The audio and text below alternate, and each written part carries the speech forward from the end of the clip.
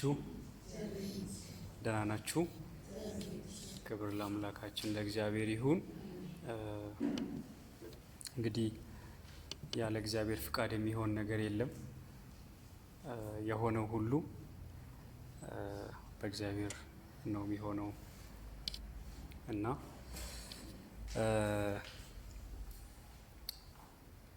ደስ ብሎን የጌታን ሀሳብ እንከፋፈላለን ማለት ነው። ክብር ለጌታ ይሁን።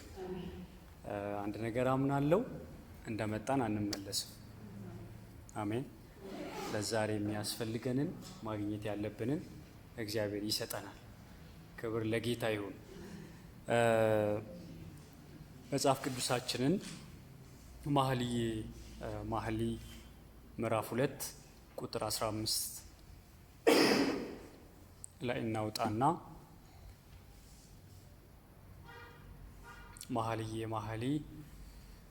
ምዕራፍ 2 ቁጥር 15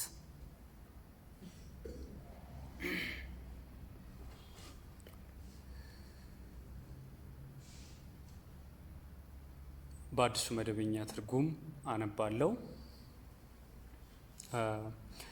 የወይን ተክሉን ቦታ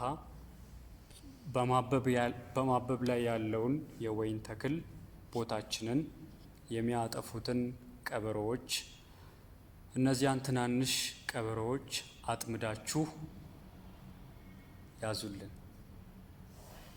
ክብር ለእግዚአብሔር ይሁን። እንዲሁም ደግሞ በመደበኛው አነባለሁ። የወይናችንን ቦታ የሚያጠፉትን ቀበሮች፣ ጥቃቅኑን ቀበሮች አጥምዳችሁ ያዙልን ይላል። ክብር ለእግዚአብሔር ይሁን። ክብር ለእግዚአብሔር ይሁን። የወይን ቦታችንን ወይም ደግሞ ወይናችንን እንጠብቅ በሚል ሀሳብ የእግዚአብሔርን መልእክት ወደ እናንተ አመጣለሁ ማለት ነው።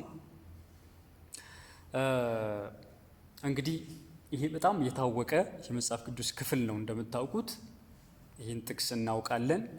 እንደውም አንዳንድ ጊዜም ብቻ ሳይሆን ብዙ ጊዜ የተግሳጽ ወይም ደግሞ አጋንንትን እየገሰጽን ስንጸልይ የሚጠቀስ የታወቀ የመጽሐፍ ቅዱስ ክፍል ነው እና ከሚታወቀው ደጋግመን ካነበብነውና ከሰማነው ነገር ውስጥ ደግሞ እግዚአብሔር ያልሰማነውን ያልተረዳነውን ለሕይወታችን የሚበጀውን ነገር ይገልጥልናል። እግዚአብሔር ይገልጥልናል። ስለዚህ ወደ ቃሉ ከመሄድ በፊት ወደ ዛሬው አሁን ወደ አነበብኩት የእግዚአብሔር ቃል ወደዛ ሄጄ ከማብራራቴ በፊት ወይን እግዚአብሔርና እስራኤል ብላችሁ ያዙ እስኪ። እነዚህን ሶስቱን አብረን እናያለን። ወይን፣ እግዚአብሔርና እስራኤል ግንኙነታቸው ምን ያገናኛቸዋል የሚለውን ነገር ካየን በኋላ ወደ ዛሬው እንመጣለን። ኢሳይያስ ምዕራፍ 5 ላይ ይህ ወይን በእስራኤል ውስጥ እንደ የኪዳን መገለጫ ተደርጎ ተጠቅሷል። የኪዳን መገለጫ የእስራኤልና የእግዚአብሔር ግንኙነት በምን ተመስሏል? በወይን ተመስሏል እና በመካከላቸው ያለው ኪዳን በዚህ በወይን ይመሰላል ማለት ነው። እና እግዚአብሔር ምን ይላል? ኢሳይያስ ምዕራፍ 5 ቁጥር ከ1 እስከ 5 እስከ 6 ስታነቡ ስለ ወዳጄ ደግሞም ስለ ወይን ቦታው ልዘምር። ወዳጄ በለምለም ኮረብታ ላይ የወይን ቦታ ነበረው። መሬቱን ቆፈረ፣ ድንጋይንም ለቅሞ አወጣ። ምርጥ የሆነውን ወይን ተከለበት። በመካከሉ መጠበቂያ ማማ ሰራ፣ የወይን መጭመቂያ ጉድጓድም አበጀ። ከዚያ መልካም ፍሬ ያፈራል ብሎ አሰበ፣ ነገር ግን ኮምጣጣ ፍሬ አፈራ። እናንተ በኢየሩሳሌም የምትኖሩና የይሁዳ ሰዎች ሆይ በእኔና በወይን ቦታዬ መካከል እስቲ ፍረዱ። ከዚህ ካደረግኩለት በላይ ለወይን ቦታ ምን ላደርግለት ይገባ ነበር? መልካም የወይን ፍሬ ያፈራል ብዬ ስጠብቅ ለምን ቆምጣጣ ፍሬ አፈራ ብሎ ይላል ማለት ነው። ስለዚህ መጨረሻ ላይ ሲተረጉመው ቁጥር 7 ላይ የሰራዊት ጌታ የእግዚአብሔር የወይን ቦታው የእስራኤል ቤት ነው፣ የይሁዳ ሰዎችም የደስታው አትክልት ናቸው። ፍትህን ፈለገ፣ ነገር ግን ደም ማፍሰስን አየ። ጽድቅን ፈለገ፣ ነገር ግን የጭንቀትን ጩኸት ሰማ ብሎ ይላል ማለት ነው። እና ምንድን ነው የእስራኤልን ቤት በምንድን ነው የሚመስለው? እግዚአብሔር በወይን ዋጋ ከፍሎ በጣም ትልቅ ነገር ጠብቆ ፍሬን ጠብቆ የተተከለ ወይን ብሎ የእስራኤልን ቤት እስራኤልን በዚህ ይመስላል ማለት ነው። እና አሁን ወደ መኃልየ መተን ስለ ወይን ስናወራ በአእምሯችሁ ውስጥ ይህንን እንድታስቡ ፈልጋለሁ። የኪዳን መገለጫ ወይም ደግሞ እግዚአብሔር እስራኤልን ሲያይ እንደ ወይን ፍሬ የጽድቅን ፍሬ እንድታፈራ እግዚአብሔር ያስቀመጣት ሕዝብ ወይም ደግሞ አገር እንደሆነች ማሰብ እንችላለን ማለት ነው። ሌላው ደግሞ ታሪካዊና ባህላዊ ግንኙነታቸው ከወይን ጋር በጣም የጠለቀ ነው። እስራኤሎች ማለት ነው እንደምታውቁት በጣም ጥልቅ የሆነ ነገር አላቸው ከታሪክ አንጻር ማለት ነው እና ከባህላቸው አንጻር። ለምሳሌ ዘዳግም ምዕራፍ 8ን ስታነቡ ገና ወደ ከነዓን ከመግባታቸው በፊት እግዚአብሔር ምን አለ? አንዱ የከነዓን መገለጫ አድርጎ እግዚአብሔር የነገራቸው ወይን ያበቅላል፣ ያ ሀገር ያ ስፍራ የምትወርሱት ቦታ ወይን የሚያበቅል ስፍራ ነው ብሎ እግዚአብሔር እንደ ተስፋ አድርጎ የሰጠው ወይን ታገኛላችሁ እዛ ስትሄዱ ብሎ ነው እግዚአብሔር እንደ ተስፋ የሰጠው ማለት ነው ዘዳግም ምዕራፍ 8 ላይ።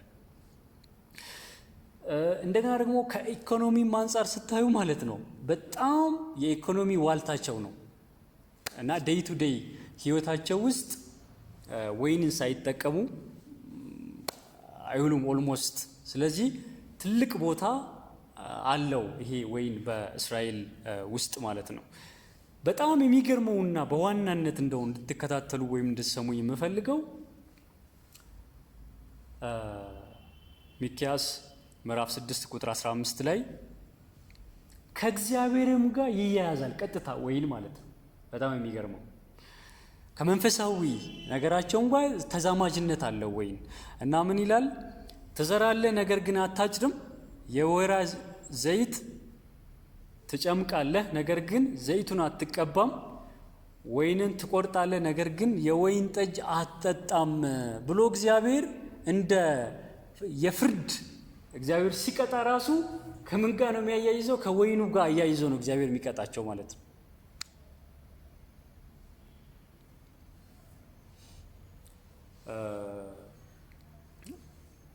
በጣም የሚገርም ነው። ምን ማለት ነው? አንድ እስራኤላዊ ወይኑን ጨምቆ የሚጠጣ ከሆነ እንደገና ደግሞ ቅቤ አድርጎ እንደ ቅባቱን ደግሞ የሚቀባ ወይንን የሚጠቀም ከሆነ የእግዚአብሔር መገኘት፣ የእግዚአብሔር ሕልውና፣ የእግዚአብሔር በረከት ከሱ ሰው ጋር አለ ብሎ ነው የሚያስቡት ማለት ነው። እና ከምን ጋር ይገናኛል ማለት ነው? ከእግዚአብሔር ፕሬዘንስ ወይም ደግሞ ከእግዚአብሔር ሕልውና እግዚአብሔር ከነሱ ጋር ከኔ ጋር አለ ወይስ የለም ብለው እንኳን እስኪሉ ድረስ ህይወታቸው ውስጥ ትልቅ ቦታ አለው ወይን።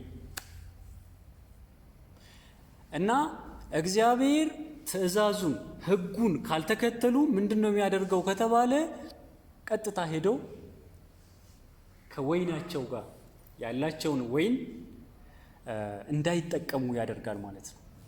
ምን ማለት ነው? ይረግመዋል ማለት ነው። እና አንድን እስራኤላዊ እግዚአብሔር አብሮት አለ ብሎ እንዲል እንግዲህ ያኔ በስጋ ነው፣ ሁሉ ነገር በስጋ የሚታይ የሚዳሰስ ነው። እግዚአብሔር አብሮነት ህልውና የሚያዩት በዛ ነው። አንዱና ዋነኛው ነገር የተከለው ወይን ምን ላይ ደርሷል? በደንብ እያፈራ እየተጠቀሙ እየጠጡ እየተቀቡ ከሆነ there is a presence of God among them በመካከላቸው አለ ማለት ነው። በቃ የማይካድ በቃ እግዚአብሔር ህልውና ከነሱ ጋር አለ ብሎ ከዛ ጋር ነው የሚያያይዙት ማለት ነው። በጣም የሚገርም ነው። ስለዚህ ነገር በደንብ ዲቴል ገብታችሁ ስታዩ እኔ ገርሞኛል ማለት ነው። ለምሳሌ እግዚአብሔር ከኔ ጋር አለ ወይስ የለም ብለው ከዛ ቼክ ማድረጊያቸው ወይን ነው እያለ እኮ ነው እዚህ ጋር ቼክ የሚያደርጉት ህልውናውን መገኘቱን ቼክ የሚያደርጉት አለው ወይስ የለም በሚል ነው ማለት ነው። እና ከሃይማኖት ጋር ይያያዛል፣ ከኢኮኖሚ ጋር ይያያዛል። እንዲሁም ደግሞ ህብረተሰቡ ሲደሰት ደስታውን የሚገልጸው ራሱ በዚህ በወይን በመጠጣት ኢንጆይ በማድረግ በዛ ነው የሚደሰቱት ማለት ነው። ለምሳሌ ያው ታውቃላችሁ ጥቅሱን ብዬ አስባለሁ። መዝሙር 104 ላይ የሰውን ልብ ደስ የሚያሰኝ ወይን፣ ፊቱን የሚያወዛ ዘይት፣ ልቡን የሚያበረታ እህል በዚህ ይገኛል ማለት ምን ማለት ነው? ደስታንም የሚያገኙት እዛ ውስጥ ነው። ምን ውስጥ? ወይን ውስጥ። በጣም ሲሪየስ ጉዳይ ነው። ወይን ማለት በጣም ሲሪየስ ነው።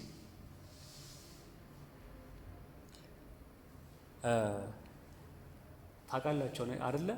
አንድ ሰው ደስታ የሚያገኝበት ከሆነ አንድን ነገር እስከ መጨረሻው ድረስ ይሄዳል።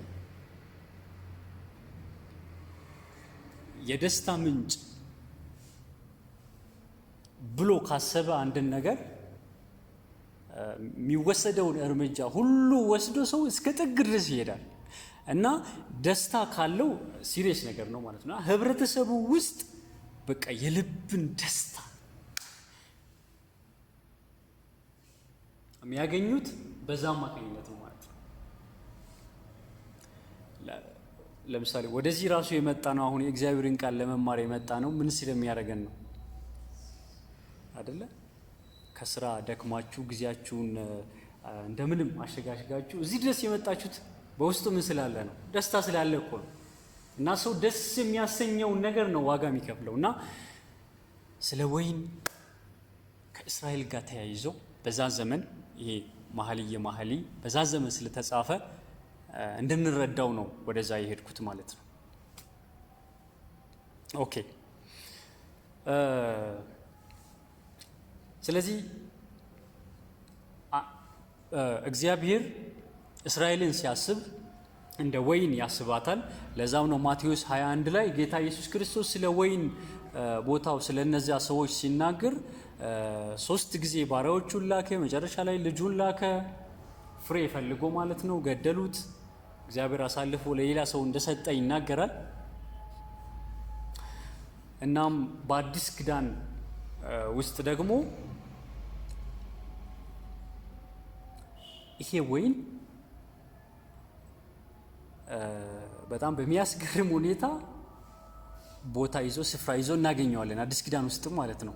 የብሉይ ኪዳን ሰዎች ብቻ ሳይሆን በእኛም ዘመን ራሱ ወይን ስለ ወይን መጽሐፍ ቅዱሳችን በትክክል ይናገራል ማለት ነው። በጣም የምናውቀው የመጽሐፍ ቅዱስ ክፍል አይደለ? ዮሐንስ ወንጌል ምዕራፍ 15 ዮሐንስ ወንጌል ምዕራፍ 15 እውነተኛ የወይን ግንድ ማን? እኔ ነኝ። ጌታ ኢየሱስ ክርስቶስ እውነተኛ ብሎ ሌሎችን ደግሞ ውሸተኛ አድርጎ ይናገራል ማለት ነው። እነዛ እስራኤላውያን አይደሉም፣ እውነተኛው እኔ ነኝ ብሎ ይላል ማለት ነው። ስለዚህ በአዲስ ኪዳንም ስለ ወይን በትክክል ተጽፎ እናገኛለን። እና ጌታ ኢየሱስ ክርስቶስ ራሱ ወይንን ከራሱ ጋር አገናኝቷል፣ እኛን ደግሞ ቅርንጫፍ አድርጎ አስቀምጧል ማለት ነው። እሺ ወደ መኃልየ እንምጣና ወደ ዛሬው እንምጣና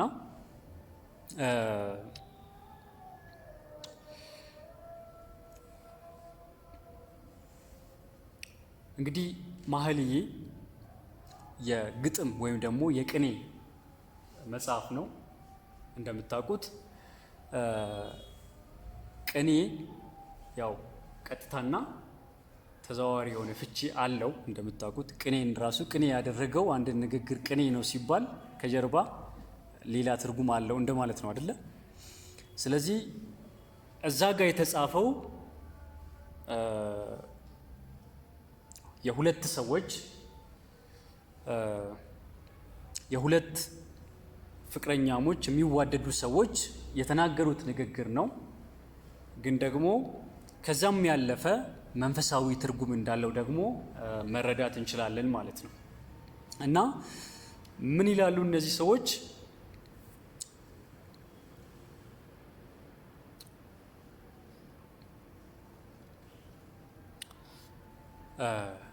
የወይናችንን ቦታ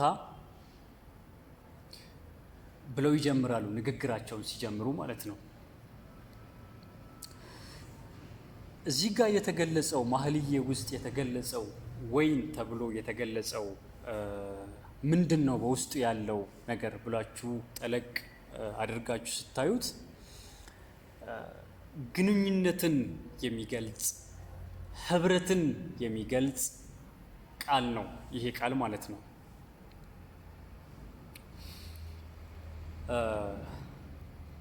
ይህ ግንኙነት እነዚህ ወዳጆች የሚዋደዱ ሰዎች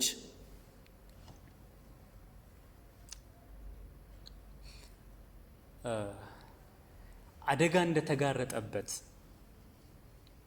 እና ያንን አደጋ ደግሞ በትክክል አይተውታል። እየተደረገ ያለውን ነገር በትክክል አውቀውታል። ስለዚህ ለዛ አደጋ ደግሞ መፍትሄ ማግኘት የሚፈልጉ ጓደኛሞች ወይም ደግሞ ፍቅረኛሞችን እዚህ ጋር በደንብ እናያለን ማለት ነው። ቅድም እንዳልኳችሁ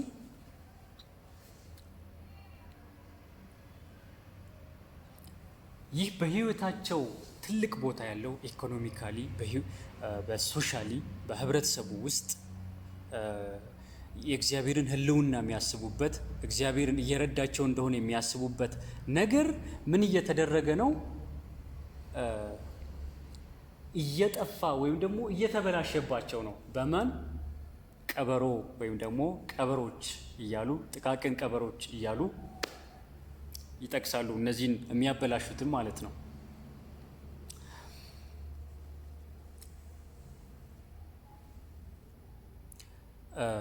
የነዚህ ሰዎች ዋና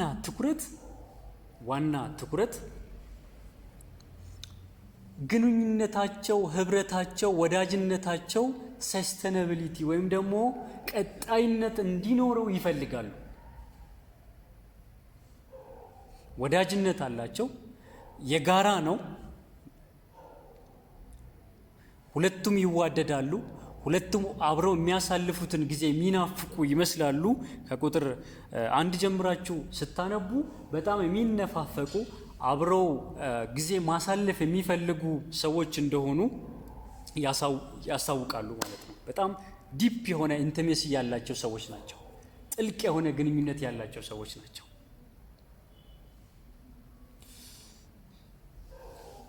እና ይሄ ግንኙነታቸው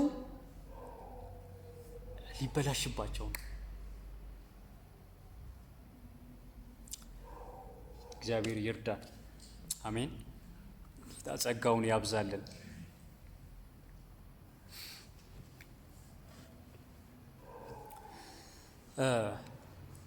የብዙ ሃይማኖቶች ህልውናና ቀጣይነታቸው የሚወሰነው ባላቸው መተዳደሪያና ውስጥ ደንብ ነው አይደል? አንድና ሃይማኖት ነው ብለን እንድንልና እንዲቀጥል የሚያደርገው ስርዓቱ፣ ደንብ አላቸው። ያንን እየተገበረ አንድ ሰው ሃይማኖትን ይከተላል ማለት ነው። አለቀ። የኛ እንደው ሃይማኖት እንኳን ብንል የኛ የተከተልነው መንገድ በህግና በደንብ ወይም ደግሞ በመተዳደሪያ የምንመራ ሳይሆን እስኪ በህብረት ነው በሉ፣ በግንኙነት ላይ የተመሰረተ ህይወት ነው እግዚአብሔር የሰጠን። ክብር ለሱ ይሁን። አሜን። በጣም ጌታ ኢየሱስ ክርስቶስ መተዳደሪያ ህግ ሳይሆን የሰጠን በዋናነት ህይወት ነው የሰጠን። ክብር ለጌታ ይሁን። ክብር ለእግዚአብሔር ይሁን። ምን ማለት ነው? እኛ ውስጥ ቦታ አለው፣ እኛም እሱ ውስጥ ቦታ አለን ማለት ነው። ጌታ የተባረከ ይሁን። አብሮ የመኖር ጉዳይ ነው። የተከተልነው መንገድ ወይም ደግሞ የሄድንበት ያለው መንገድ ምን አይነት መንገድ ነው ከተባለ አብሮ የመኖር አብሮ የመዋል የማደር። ክብር ለጌታ ይሁን እንጂ የማይጨበጥ የማይነካ የማይዳሰስ አይምሯችን ውስጥ ይዘን እንዲህ መውጫው መግቢያው እንዲህ ነው ስርዓቱ እንዲህ ነው ብለን ይዘን የምንሄደው ጉዳይ ሳይሆን እኛ ውስጥ ይኖራል ጌታ።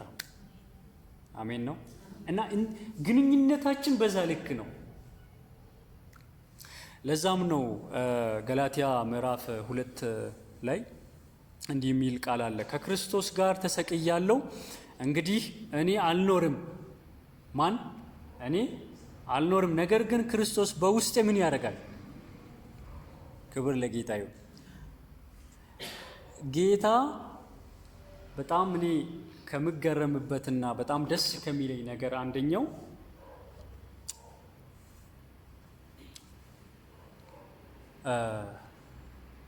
ሕግ ሰጥቶን መተዳደሪያ ሰጥቶን ርቆ አልሄደም። የት ነው ያለው ካለን እኛ ውስጥ ነው ያለው። ክብር ለጌታ ይሁን። እና ወደ ህብረት ነው የጠራን፣ ወደ አንድነት፣ ወደ ግንኙነት፣ አብሮ የማውራት አብሮ የመኖር የመነጋገር አይነት ህይወት ውስጥ ነው የገባ ነው ወገኖች። ክብር ለእግዚአብሔር ይሁን። አሜን አሜን። ስለዚህ በእኔ ውስጥ ማን ይኖራል? ክርስቶስ ይኖራል። እኔ አልኖርም፣ እኔ አይደለም የምኖረው። እኔ ስለሞት እሱ በእኔ ውስጥ ይኖራል። አሁንም በስጋ የምኖረው ኑሮ በወደደኝና ስለ እኔ ራሱን አሳልፈው በሰጠው በእግዚአብሔር ልጅ ላይ ባለኝ እምነት ነው። አሜን ነው። ህብረት አለ። ክብር ለጌታ ይሁን። ለዛ ነው ጌታም በእኔ ኑሩ፣ ቅድም ያነበብኩላችሁ ዮሐንስ ወንጌል ምዕራፍ 15 ላይ በእኔ ኑሩ እኔም በእናንተ።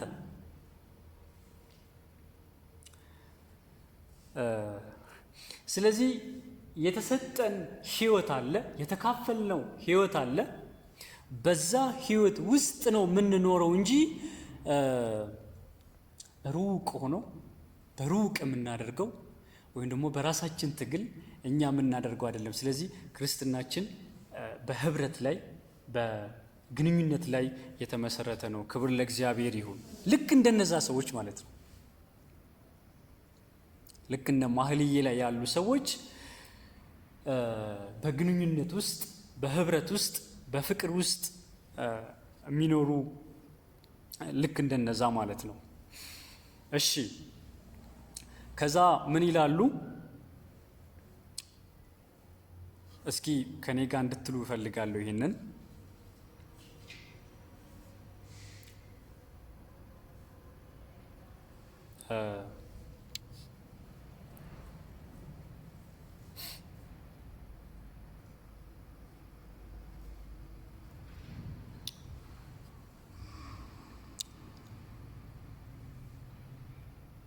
ይሄ ግንኙነት ጠላት አለው።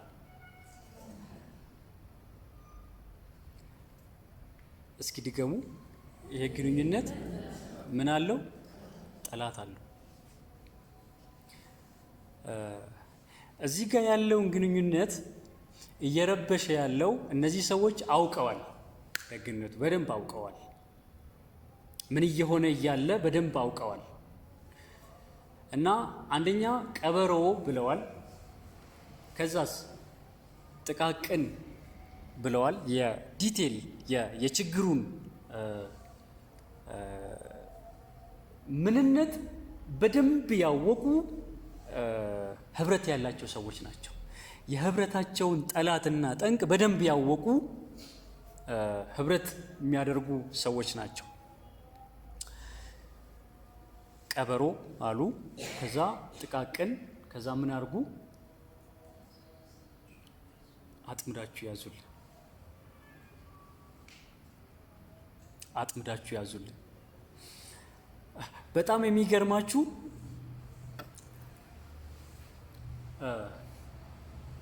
አያያዙን ሁላ ማለት እነዚህን ጠላቶች ማስወገድ የሚቻለው በምን አይነት መንገድ እንደሆነ መንገዱን አውቀዋል። ማለት ጠላትን ማወቅ፣ በልኩ ማወቅ የአሸናፊነት እድላችንን በጣም ያሰፋል። ታውቃላችሁ ይሄንን ጠላትን ማወቅ በራሱ ጦርነት ውስጥ ካለን ከማን ጋር ነው የምንዋጋው፣ እንዴት ነው የምንዋጋው የሚለውን በደንብ ማወቅ ራሱ አንድ ነገር ነው እና እነዚህን ጠላቶች እንዴት ነው የምናስወግደው፣ እንዴት ነው የሚያዙት ሲባል እስኪ በማጥመድ በሉ ወገኖች። ማጥመድ ቀላል ነገር አይደለም። ማንም ሰው የሚያደርገው ነገር አይደለም። ወጥመድ ማስቀመጥ አንደኛ የዚህ የጠላት ማንነት በቀላሉ እንዲህ በቃ ሚያዝ ወይም ደግሞ እንዲህ ማስወገድ የሚቻል አይነት ሳይሆን ሆነ ተብሎ ጊዜ ተወስዶ ታስቦበት ወጥመድ ካልተዘጋጀለት በቀር አያዝም። የዚህ ጠላት ባህሪ ነው የቀበሮ የምንለው። የቀበሮ ባህሪ ስኔክ የሚያደርግ ነው፣ ወይም ደግሞ ሾልኮ ሳይታይ የሚሰራ እንስሳ ነው በባህሪው ማለት ነው። እና በቀላሉ ኦብዘርቭ ለማድረግ ለመለየት የሚያስቸግር አውሬ ነው። እግዚአብሔር ይገስጸው። አሜን። የቀን እንስሳ አይደለም እንደምታውቁት። መች ነው የሚሰራው? ሌሊት ማታ ነው የሚሰራው። እና ሄይ ብላችሁ በቀላሉ የምታባርሩትና የምታስጥሉት አይደለም። እኛ የቀን ሰዎች ነን ማለት ቀን ደክመን ምን ብለን ሌሊት እናርፋለን፣ እንተኛለን። በዛ ጊዜ የሚሰራ ማለት ነው። በዛ ጊዜ ዋና ነገራቸውን ቅድም የዘረዘርኳቸውን የመኖርና ያለመኖር ጉዳያቸው የሆነውን ኢኮኖሚያቸው የሆነውን እግዚአብሔር አለ ወይስ የለም ብለው የሚለዩበትን የእግዚአብሔርን ሕልውና የሚያውቁበትን እግዚአብሔር ከኔ ጋር ነው ብለው ሊሉ የሚችሉበትን ትልቁ ነገራቸውን በሌሊት ጨለማ ሰው ሳያይ ኦብዘርቭ ሳያደርጉ ሳያውቁ ምን ያደርጋል? ያበላሻል። እግዚአብሔር ያንቃል። አሜን። ያንቃል እግዚአብሔር።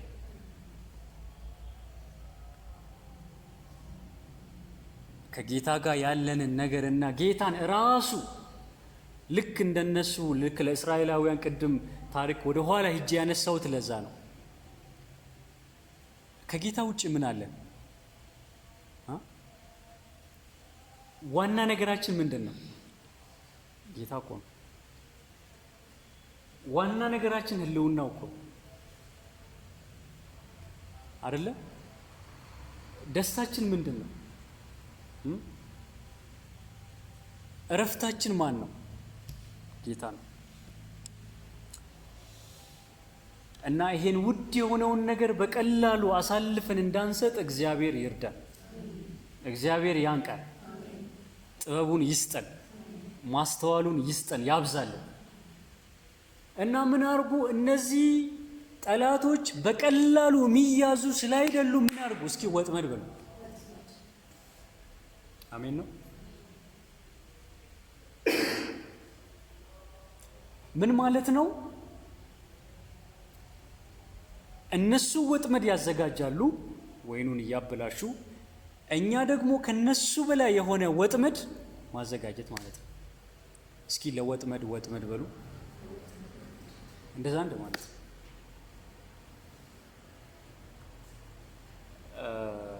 እኔ አንድ ጥያቄ ልጠይቃችሁ። ሰይጣን ጅል ወይስ ስማርት ይመስላችኋል?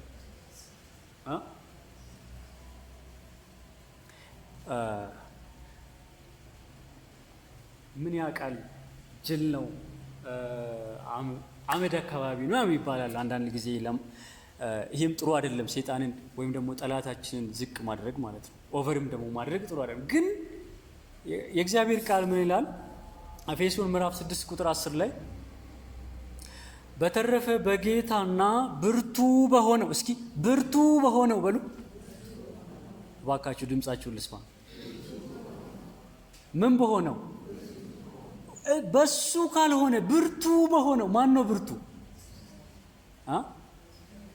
ጌታ። በጌታ ካልሆነ ብርቱ በሆነው በሱ ካልሆነ ብርቱ በሆነው ኃይሉ ጠንክሩ ይላል። ክብር ለእግዚአብሔር ይሁን። አሜን። ይህ ማለት ምን ማለት ነው? አጥምዱ እንዳሉ ማለት ነው። እነዛ ብርቱ በሆነው በኃይሉ ጠንክሩ። እስኪ ከኔ ጋር የዲያብሎስን የተንኮል ስራ በሉ። በአዲሱ መደበኛ ትርጉም ነው ማነበው። የዲያብሎስን የተንኮል ስራ መቋቋም ትችሉ ዘንድ በሉ። እስኪ አንዴ እንደግማለን። የዲያብሎስን የተንኮል ስራ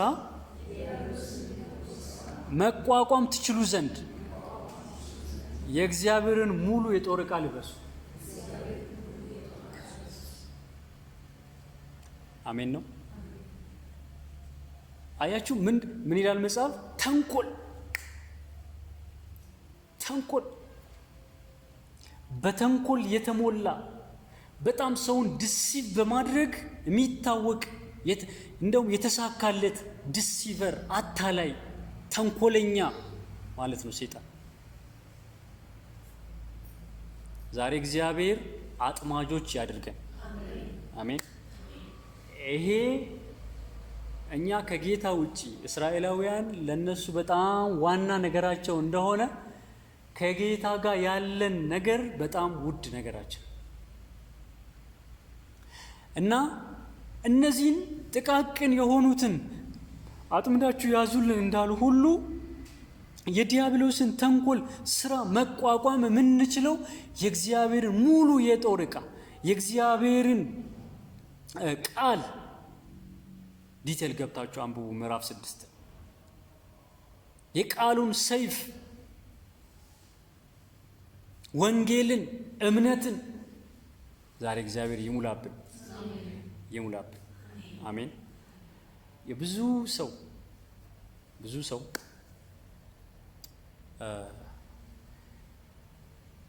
ሳያቅ ወይኑ ዋና ነገሩ እየተበላ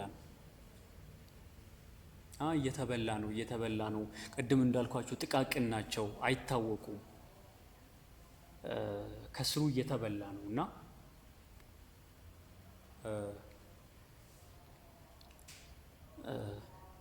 ጉዳቱ እሱ አይደለም፣ አለማወቅ፣ አለመንቃት። እነዚህ ሰዎች እኮ ያዙልን የሚለው ቃል ቶኑ ከባድ ነው፣ ከፍ ያለ ነው።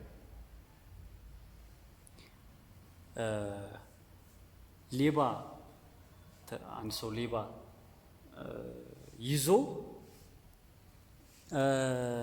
እስኪ አንድ ሌባ ይሄው እዚህ ጋር እየሰረቀኝ ነው ይታያቸዋል፣ ተባበሩኝ ወገኖቼ እባካችሁ ምናምን ቢል እና ምን አይነት እርዳታ የሚያገኝ ይመስላችኋል? እየቀለደ ነው አይደል? እና ምንድነው የሚባለው? እርዱኝ አይደል? እርዱኝ እና ያዙልን። እነዚህ በጣም አይተዋል፣ ኦብዘርቭ አድርገዋል እያበላሹ እንደሆነ ይህን ወይን ሊያደርቁት እንደሆነ አለኝታቸውን ያላቸውን ህይወታቸውን ሊያጡ እንደሆነ ኦብዘርቭ አድርገዋል። ጥሩ ነገሩ አይተውታል፣ ለይተውታል። ስለዚህ ያዙልን። እግዚአብሔር ይህን መንፈስ ያብዛልን። አሜን። ኮንሺየስ የሚያደርገን ስፒሪት እግዚአብሔር ያብዛልን፣ የሚያነቃን። አሜን ነው። እና አንዳንድ ሰው እንዲህ ምን ሆነ ነው የጠፋው? ያው እንደውላለን፣ እንጎበኛለን እግዚአብሔር በረዳን መጠን። እንዴ 4 እሁድ ብቻ እኮ ነው የቀጣሁት ይለናል ማለት ነው። ስንት እሁድ? 4 እሁድ ብቻ እኮ ነው የቀጣሁት። እና መቅጣቱ እኮ አይደለም 4 እሁድ ምንም እንዳልሆነች፣ በቃ 1 ወር ከቸርች ከህብረት መራቅ ምንም እንዳልሆነ አለማወቁ ነው እኔ የሚያሳዝነኝ እንጂ መቅረቱ አይደለም። እግዚአብሔር ይርዳን። አሜን። ባለፈው ዓመት ሮሜን ሳስተምር እና አንዲት እህት አንድም ቀን አይቼሽ አላቅም ቅርብ ነሽ እና ብዬ አልኳት። ሮሜ ያው በ3 ይከፈላል። መግቢያ፣ ቦዲ እና ኮንክሉዥን ነው አይደል? ያው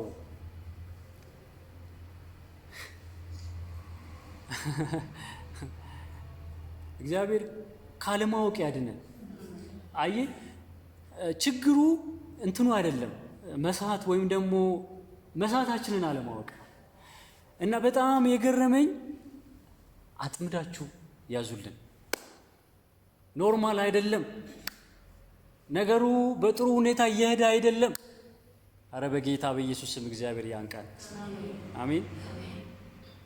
ሳምንት ሳንጸልይ ቆይተን ኖርማል ከመሰለን ዛሬ በጌታ በኢየሱስ ክርስቶስ ስም እግዚአብሔር ቃል ነው ማወራው፣ ጸጋ ይለቀቅልን።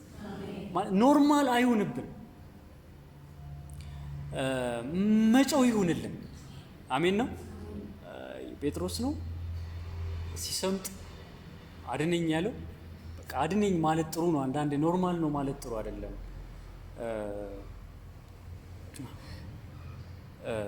ስለዚህ እነዚህ ሰዎች ወጥመድ አዘጋጁ ብለው ኬዙን ራሱ እንዴት ትሪት እንደሚያደርጉት ያውቃሉ። ጌታ ጸጋውን ያብዛልን። 2ኛ ቆሮንቶስ ምዕራፍ 2 ቁጥር 10 ላይ እንዲህ ይላል ሐዋርያው። 11 ላይ ላንብብላችሁ። ይህንም የምናደርገው ሰይጣን መግቢያ ቀዳዳ እንዳያገኝ ነው። የእርሱን እቅድ ምን አናረግም? አንስተውምና። በመደበኛው ምን ይላል? ሐሳቡን አንስተው። ምን ማለት ነው? አሳች ነው ማለት ነው። አንስተው። እግዚአብሔር በጌታ በኢየሱስ ክርስቶስ ስም የእውነት ጠላታችንን ሐሳቡን በደንብ የምናገኝ ሰዎች እግዚአብሔር ያርገን። አሜን አሜን።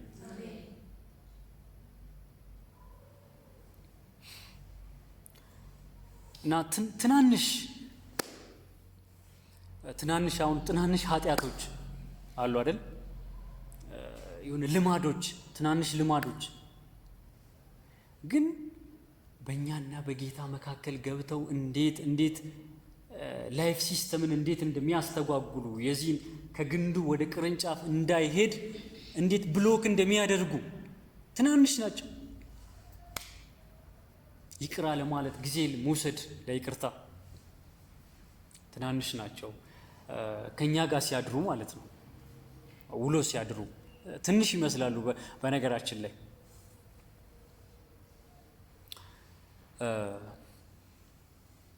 ልክ ጌታ ኢየሱስ እንዳደረገው እግዚአብሔር እንደው ዛሬ በዚህ መንፈስ ይሙላል። ጌታ ኢየሱስ ክርስቶስ ሰይጣን ወጥመድ አዘጋጅቶለት መጣ አይደለ? ልክ ጾም ጸሎት ከጨረሰ በኋላ የማን ወጥመድ በለጠ? የኢየሱስ ነው የበለጠ። ክብር ለጌታ ይሁን። እንዴት ነው የበለጠው?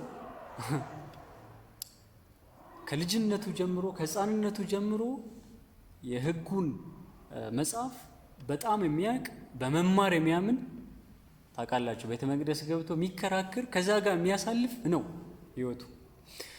ልክ እንደዛው የእግዚአብሔርን ዕቃ ጦር የቃሉን ሰይፍ በማንሳት ሰይጣን በዚህ በኩል ሲመጣ በዛ በኩል እየመለሰ ሰይጣንን ወጥመድ ውስጥ ጣለ፣ አሸነፈ ማለት ነው። እና መማራችሁን እግዚአብሔር ይህንን ጸጋ እግዚአብሔር ያብዛላችሁ።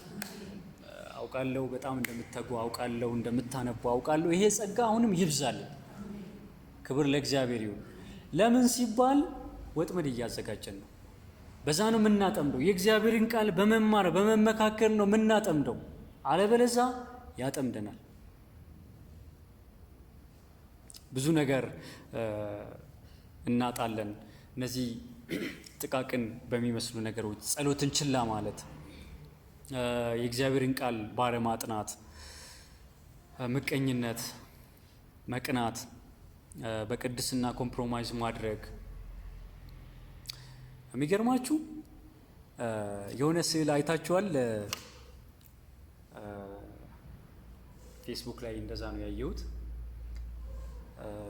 ሰውየው ጡጦ ያጠጣል ኃጢአትን እና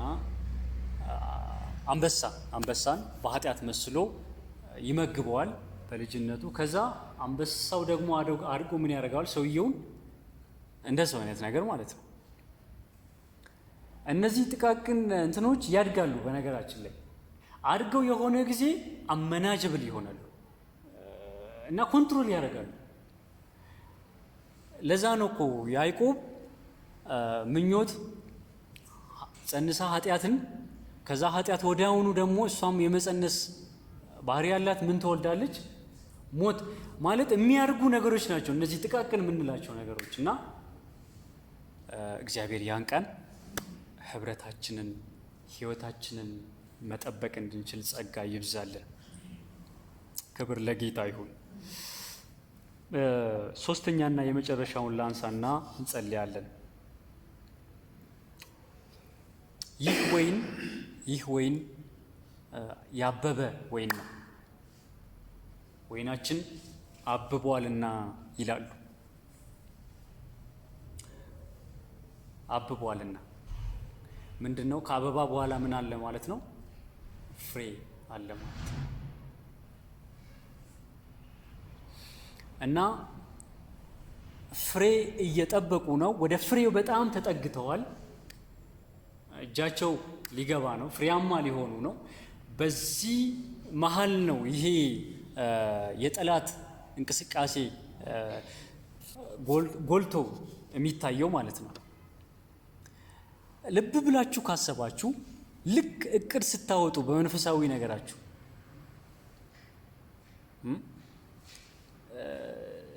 የእግዚአብሔርን ቃል ሲሪየስሊ ማጥናት ስትጀምሩ፣ ፕሮግራም አውጥታችሁ ጸሎት ስትጀምሩ፣ ጥሩ መንፈሳዊ ልምምድ ውስጥ ገብታችሁ ወደ እድገት ፍሬ ወደ ማፍራት እየተጠጋችሁ ስትመጡ ነው አይደለ ውጊያ የሚበረታው አይደለ? እንደዛ ነው ውጊያ የሚመጣው። ብዙ ጊዜ እንደዛ ነው።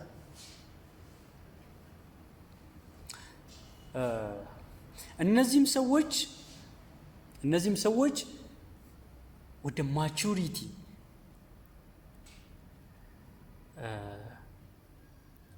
ከእግዚአብሔር ጋር መኖራቸው፣ መውጣት መግባታቸው፣ ፍሬ ወደ ማፍራት ለሌሎች ወደ መትረፍ አይነት ስቴጅ ላይ የደረሱ ይመስለኛል። እዛ ላይ ነው እየተንቀሳቀሰ ያለው ጠላት።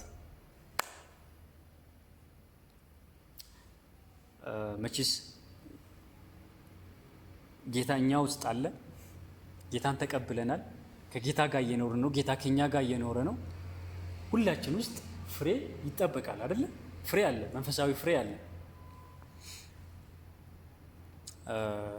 ሮሜ ምዕራፍ 7 ትዝ ይላችኋል። ምን ይላል? ስለዚህ ወንድሞቼ ሆይ እናንተም በክርስቶስ ኢየሱስ ሥጋ ለሕግ ሞታችኋል፣ ይህም ከሙታን ለተነሳው ለእርሱ ለሌላችሁ ሆናችሁ ለእግዚአብሔር ፍሬ እንድናፈራ ነው።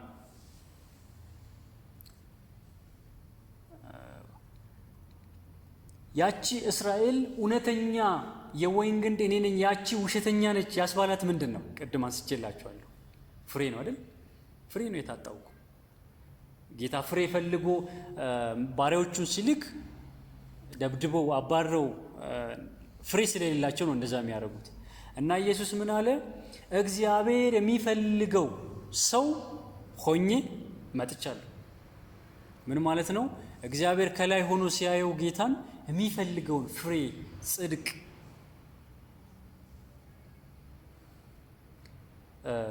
የሚፈልገውን ኢሜጅ፣ ማንነቱን፣ መልኩን ሰው ላይ ማየት የጀመረው ከክርስቶስ ኢየሱስ በኋላ ነው አይደለ? ክብር ለጌታ ይሁን። እና ግንድ ሆኖ ወደኛ ወደ ቅርንጫፍ ፍሬ እንዲመጣ ይፈልጋል ከሁላችን ላይ ማለት ነው። ፍሬ ማፍራት የምንችለው በዚህ በግንኙነት በአንድነት አብረን ስንሆን አንድ ላይ ስንሆን ነው። እና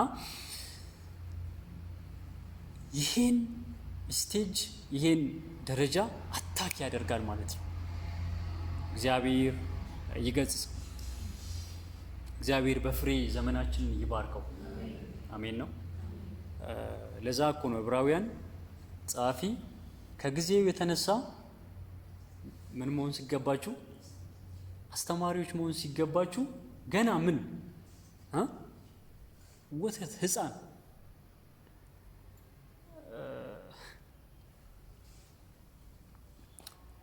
እና በዛች ቤተ ክርስቲያን ውስጥ እንደዚህ አይነት ችግር አለ። ወደ ፍሬ እንዳይመጡ እንዳያድጉ፣ ወደ አገልግሎት እንዳይገቡ ሰዎች እና ባለበት ሂድ አይነት ነገር ውስጥ ሊያስኬድ የሚፈልግ የጠላት ሴራ። በነገራችን ላይ እነዚህ ጥቃቅን ቀበሮዎች አንድ ኮመንተሪ ሳይ የስህተት አስተማሪዎችም ሊሆኑ ይችላሉ ይላል። ሰዎች ስህተት የሚያስተምሩ ሊሆኑ ይችላሉ ይላል። ሰውን የሚያጠምዱ ማለት ነው። እና ቤተ ክርስቲያን ውስጥ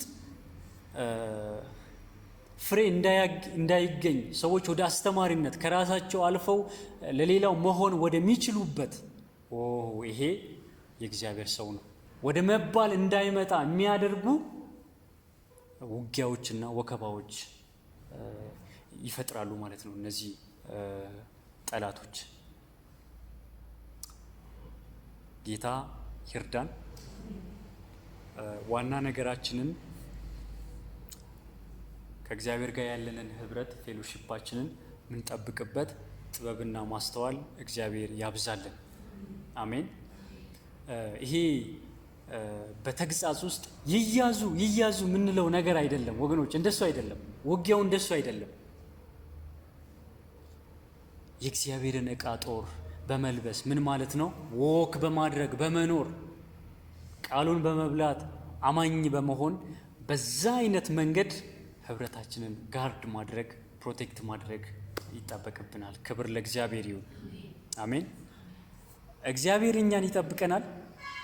እኛ ደግሞ በእኛና በሱ መካከል ያለውን ህብረታችንን በተሰጠን ጸጋ እንጠብቃለን ማለት ነው። የኛ ኃላፊነት ነው። አሜን ነው። ዛሬ በጌታ በኢየሱስ ክርስቶስ ስም ፍሬ ወደ ማፍራት አሜን፣ የማይቆራረጥ ህብረት አሜን፣ ሁል ጊዜ ጌታን የምንልበት ህብረት ክብር ለእግዚአብሔር ይሁን እና ትንሽ ነው ምንም አይደለም እያልን ደግሞ ወደ ኋላ የሚጎትቱትን እነዛን ነቅተን አይተን የምንራመድበትን ጸጋ እግዚአብሔር ያብዛልን። ክብር ለእግዚአብሔር ይሁን። አንዳንድ ጊዜ እውነቴን ነው የምላችሁ በትንሽ ነገር የተጀመረ ነገር ነው አይደለ? ለመጸለይ እስከማንችል ድረስ ወደ እግዚአብሔር መቅረብ እስከማንችል ድረስ በቃ ስታክ አድርገው ይይዙናል እና አለመናቅ ችላ አለማለትን እግዚአብሔር ያብዛልን፣ ጸጋውን ያብዛልን። ተነስተን ቆመን እንጸልያለን። ስለ ህብረታችን ስለ ፌሎሺፓችን እንጸልያለን። እግዚአብሔር ደግሞ ጸጋውን ያብዛልናል።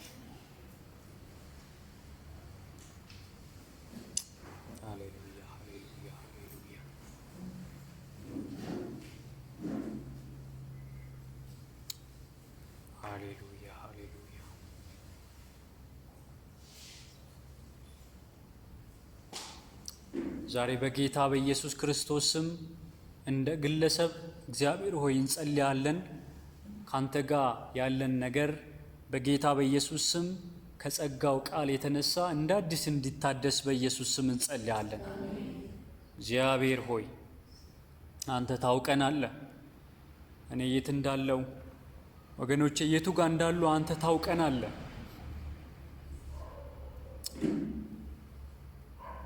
በፈለከን ሰዓት ምን ያክል እንደምንገኝልህ አንተ ታውቀናለህ። ጌታ ሆይ ቃልህን ድምጽህን ለመስማት ምን ያክል እንደምንራብ ውስጠታችን ምን ያክል እንደሚፈልግህ አንተ ታውቀናለህ። ጌታ ሆይ ዛሬ ግን ጸጋን እንለምንሃለን።